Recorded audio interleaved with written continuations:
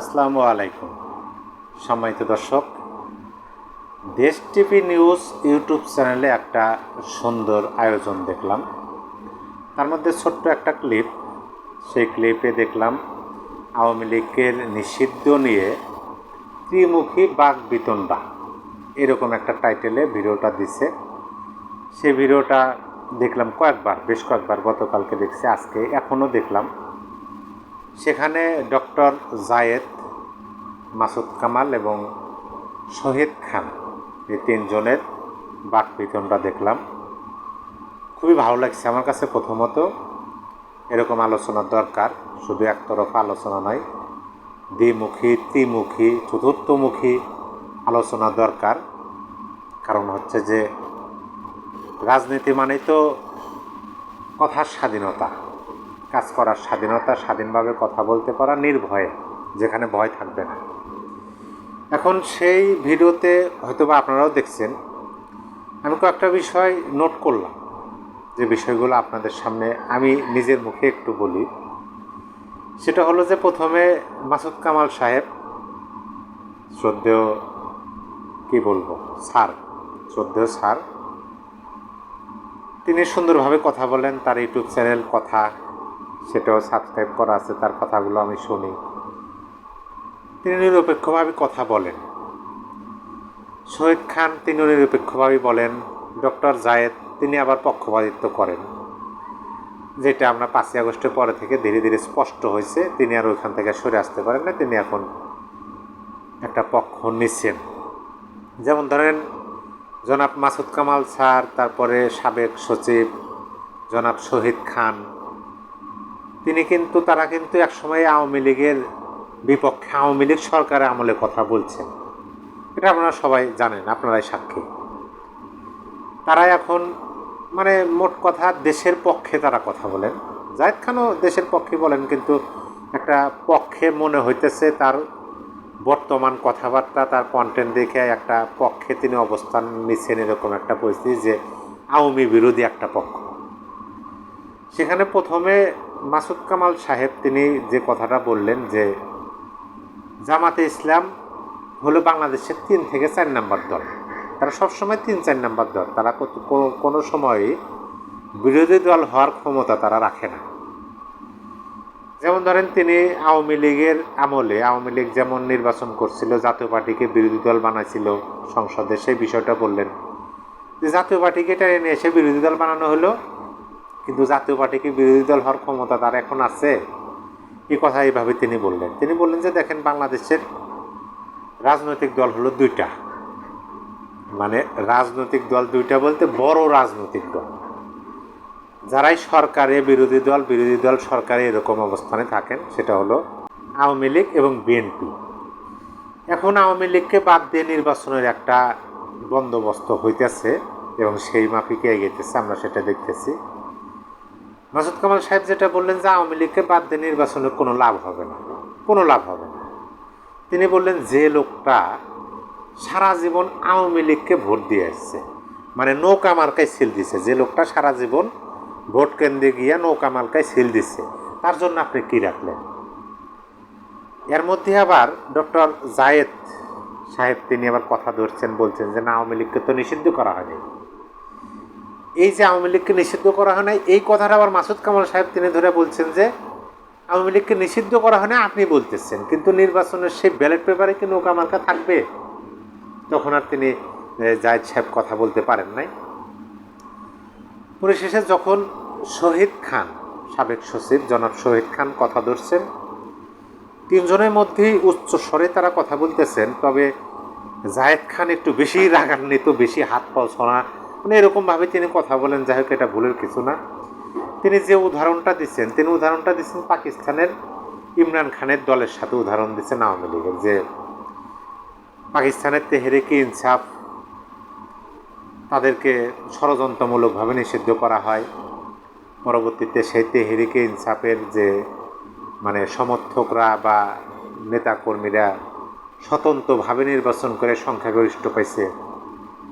এই ভাষাগুলো কিন্তু ব্যবহার করছে জায়েদ, যে যদি আওয়ামী লীগের হ্যাডাম থাকে, চোর বাটপার যারা আছে তাদেরকে বাদ দেওয়া, স্বতন্ত্রভাবে নির্বাচন করুক। নির্বাচন কইরা তারা হেডাম দেখাক, তারা এইভাবে এই শব্দগুলো ব্যবহার করছেন। এইটার পরিপ্রেক্ষিতে আবার ওই সাবেক সচিব জনাব শহীদ খান কথা ধরছেন যে আওয়ামী লীগ স্বতন্ত্র নির্বাচন কেন করবে, আওয়ামী লীগ কেন স্বতন্ত্র নির্বাচন করবে। এখন আপনারা বলতেছেন যে আওয়ামী লীগ একটা ফ্যাসিবাদী দল। জাহিদ খান তো বললেন যে আওয়ামী লীগ তো কোনো রাজনৈতিক দল না। এখানে আমি প্রশ্ন করতে পারি যে আওয়ামী লীগ যদি রাজনৈতিক দল না হয় তাহলে কি? আওয়ামী লীগ রাজনৈতিক দল না তাহলে কি, এটা তো বলতে হবে। এইটার উত্তরে তারা বলতেছেন যে ফ্যাসিবাদী দল, একটা সন্ত্রাসী দল, এরকম কথা বলতেছেন। কিন্তু বাস্তবিক অর্থে দেখলে পরে তো সে সন্ত্রাসী দলের শাসনামলে তো বাংলাদেশের এখন বেশিরভাগ মানুষ চাইতেছে নাকি, অন্য কিছু চাইতেছে। আচ্ছা, এখন এই যে তেহরিকে ইনসাফের একটা উদাহরণ দিলেন ডক্টর জায়েদ সাহেব, তিনি যে আওয়ামী লীগের যদি হ্যাডাম থাকে তারা স্বতন্ত্রভাবে নির্বাচন করুক, তেহরিকে ইনসাফের মতো দেখাই দিক, তখন এই সাবেক সচিব জনাব শহীদ খান যে কথাটা বলছেন, এই কথাটা একদম মানে লক্ষ্যবস্তুতে গিয়ে আঘাত ফেলছে আমি মনে করি। তিনি বলছেন যে আওয়ামী লীগ, এক নম্বরে আওয়ামী লীগ কেন স্বতন্ত্র নির্বাচন করবে, আর দুই নম্বর হলো যে আপনি বললেন যে তেহরিকে ইনসাফের মতো আওয়ামী লীগ স্বতন্ত্র নির্বাচন করুক। আওয়ামী লীগ স্বতন্ত্র নির্বাচন আপনারা এক কাজ করেন, সেটা হলো যে এই যে আওয়ামী লীগকে আপনারা ফ্যাসিবাদী রাজনৈতিক দল বলেন, যেহেতু আপনারা বলেন যে আওয়ামী লীগ কোনো রাজনৈতিক দল না, ফ্যাসিবাদী রাজনৈতিক দল, বা আওয়ামী লীগ হলো একটা সন্ত্রাসী সংগঠন, তাহলে আপনি একটা কাজ করেন, আপনারা এই যে ফ্যাসিবাদী রাজনৈতিক দলের বিপক্ষে যে আপনাদের একটা ঐক্য ছিল, যে ফ্যাসিবাদ বিরোধী ঐক্য, যদিও সেই ঐক্যটা এখন বিনষ্টর পথে বা বিনষ্ট হয়ে গেছে মোটামুটি ৮০-৯০ ভাগ বলা যায়, তাহলে আপনারা এই ঐক্যটা আবার মজবুত করেন হয়তো, বা আপনারা যে কোনো একটা রাজনৈতিক দল, যেমন জামাতের নেতৃত্বে করেন, বিএনপির নেতৃত্ব করেন, অথবা এনসিপির নেতৃত্বে করেন, কইরা আপনারা ফ্যাসিবাদ বিরোধী একটা ঐক্য কইরা আপনারা ঐক্যবদ্ধভাবে একটা নির্বাচন করেন, অপরদিকে আওয়ামী লীগ একটা নির্বাচন করুক, তাইলে বোঝা যাবে যে আসলে হ্যাডাম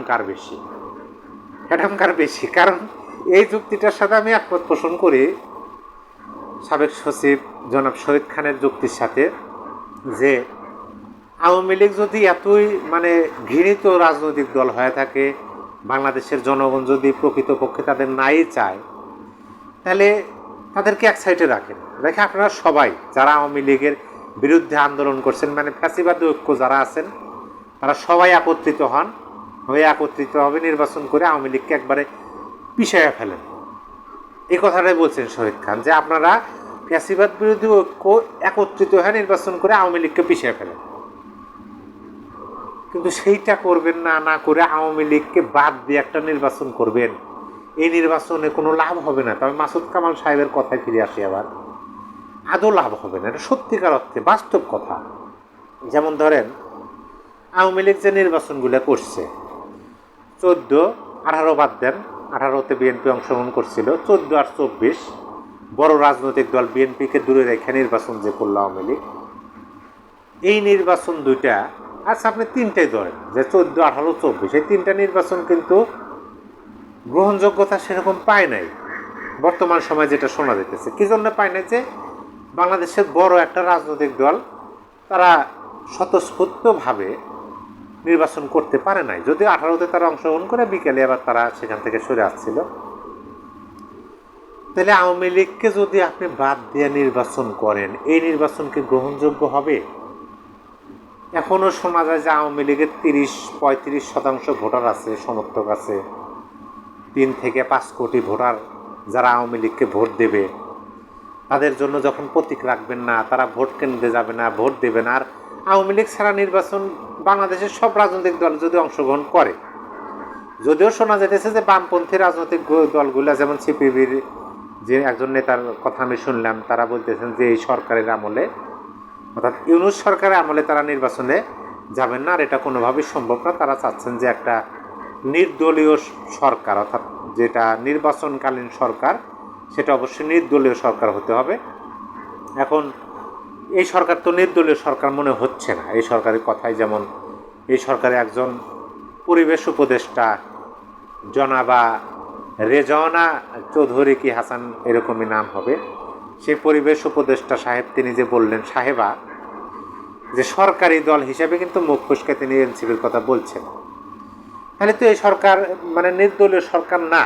আর এই সরকার যে পরোক্ষভাবে বলেন আর প্রত্যক্ষভাবে বলেন এনসিপিকে সমর্থন করে সেটা আমরা সবাই জানি। এই সরকারের আমলে নির্বাচন তো অনেকে মেনে নেবে। তারপরে যদি আমরা ধরে নিই যে সব রাজনৈতিক দলই যদি এই নির্বাচনে অংশগ্রহণ করে আওয়ামী লীগকে ফাঁকে দূরে রেখে, মানে নৌকা প্রতীক এই নির্বাচনের প্রতীক থাকলো না, নৌকা প্রতীক থাকলো না, তাহলে কি এই নির্বাচন গ্রহণযোগ্য হবে, অংশগ্রহণমূলক হবে? জনগণ কি শতভাগ ভোট দেবে? তারা কি ভোট কেন্দ্রে যাবে? এই বিষয়গুলো বিবেচনা করে কিন্তু এটাই বাস্তবতা যে আওয়ামী লীগকে বাদ দিয়ে নির্বাচন করে কোনো লাভ হবে না, নির্বাচনেও লাভ হবে না, যারা নির্বাচনে জয়লাভ করবে তাদেরও লাভ হবে না, প্রশ্নের মধ্যে তাদের থাকতে হবে। আপনার মূল্যবান মতামত অবশ্যই কমেন্টে জানিয়ে দিবেন।